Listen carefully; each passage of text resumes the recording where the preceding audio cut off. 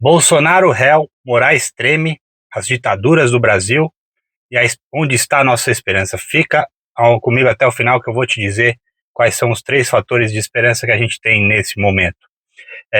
O Brasil já teve sim ditadura de direita, já teve ditadura militar, e às vezes quem é de direita nega e acha que a ditadura militar foi ótima e só teve coisa boa. Teve coisas boas sim, mas teve coisas condenáveis e toda ditadura é condenável sim. E então esse papo de que ditadura militar é bom, nem tudo, tem muitos aspectos que foram condenáveis, mas o pessoal da esquerda também hoje nega que existe uma ditadura abusiva, juristocrata aí no nosso STF, em que inclusive foram muitos abusos de alguns anos para cá. Então existe uma cegueira ideológica na população brasileira, nessa polarização, nessa divisão da sociedade brasileira, e uma sociedade dividida e não muito esclarecida acaba sendo muito mais fácil de ser dominada, né? Fica aí a reflexão e a dica para vocês. E eu queria falar brevemente, existiu no mundo, vou fazer um resumo aqui, uma explanação breve, que é o seguinte: existiu no mundo a chamada guerra cultural. A guerra cultural foi a guerra que ela mudou a mente das pessoas, o pensamento, inverteu os valores de grande parte da população ocidental, na Europa, Estados Unidos, na América do Sul, e ela conseguiu, através da mídia, do entretenimento, mudar a cabeça das pessoas, os valores, né? Então ela causou um impacto tremendo na sociedade, sei que nós tenhamos percebido, hoje nós temos essa noção graças à internet, à mídia alternativa, enfim. Mas existe também o ativismo judicial. O ativismo judicial, até eu vou dar uma dica aqui para vocês, esse livro aqui, ó, Globalismo e Ativismo Judicial, Ministério Público, Agente de Subversão Social, do Márcio Luiz Schiller Freies-Leben, tá? Esse livro aqui é muito bom e ele te dá uma noção, uma visão bem interessante de como age, como ocorre o ativismo judicial. Ele começa desde ali do direito das famílias, subvertendo, desequilibrando a balança com o feminismo, prejudicando e não protegendo as nossas crianças e os pais, enfim. Então, às vezes, pais ruins são favorecidos, bons não, e ele acaba desfavorecendo, ele acaba destruindo as famílias, né? Ele acaba sendo um agente de destruição da família, que é a base da sociedade ocidental, né? E de qualquer sociedade, enfim.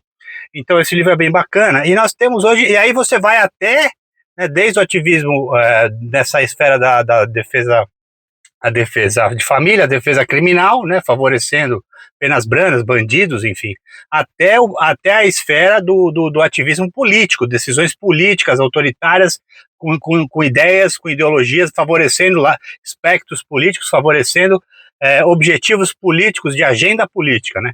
E são sim os agentes do globalismo, os agentes do comum no globalismo, que estão infiltrados no deep state americano. O próprio Trump tem tido muita dificuldade lá nos Estados Unidos para tomar certas decisões, implementar certas medidas, porque tem um judiciário ativo o prejudicando. Mas lá, os Estados Unidos têm emendas constitucionais e garantias constitucionais que fazem com que eles tenham realmente uma democracia mais sólida e mais mecanismos para que o Trump consiga, assim, efetivar as mudanças que ele está querendo fazer. E ele já promoveu uma varredura aí no deep state americano, nos burocratas, o pessoal do globalismo aí. E o Brasil aqui ainda está, o Brasil está bem atrasado, ainda está uma agenda avançada desses globalistas, ainda estamos nas mãos deles. E a gente vê aí que realmente, né, o que a gente pode ter esperança diante de um cenário como que a gente está tendo aqui, né? Primeiro, assim, essa tremedeira do Moraes, ela quer dizer o quê? Ela quer dizer, a quem ele serve, né? A quem ele serve? Bom, acho que eu já respondi, né? Ele pode estar sendo muito pressionado para agir de tais maneiras, e ele sentiu a pressão ali naquele momento, que ele tinha que agir de tal forma, e também ele poderia até sofrer ali um viés, uma intervenção ali do poder militar brasileiro, sim, que pode sim, pode até, ainda existe alguma esperança, pode até tomar uma atitude diante da juristocracia, dos desmandos, do autoritarismo do STF e do Moraes. Então, essa é uma coisa que a gente pode observar aí, é um fato que a gente pode observar, que existe aí alguma coisa nessa tremedeira aí, quer dizer, de esperança pra gente, seja porque a quem ele serve ele está se sentindo com medo, pressionado, seja porque ele está com medo enfim, de qualquer forma, ele estava ali com medo, né? E, bom, e que mais? Bom, que outra fonte de esperança que a gente pode ter são as falas do ministro Fux. As falas do ministro Fux, o pessoal que é advogado, que eu não sou, que dessa parte jurídica, deixa comentando aí nas redes sociais que abre uma brecha jurídica para precedente, um precedente aí para abrir uma brecha jurídica em relação à anistia, né? Que é bastante interessante. E a nossa última esperança, eu queria dizer de coração aqui para vocês, que para mim a maior esperança, eu acho que essa guerra, acima de uma guerra política, ela é uma guerra espiritual. Então como é que nós combatemos, como é que nós mudamos o país politicamente? Se nós mudarmos espiritualmente, se nós nos preenchermos das armas espirituais. E eu posso dizer que o Rosário da Madrugada do Frei Gilson, 1 milhão e meio de pessoas, é uma arma espiritual tremenda.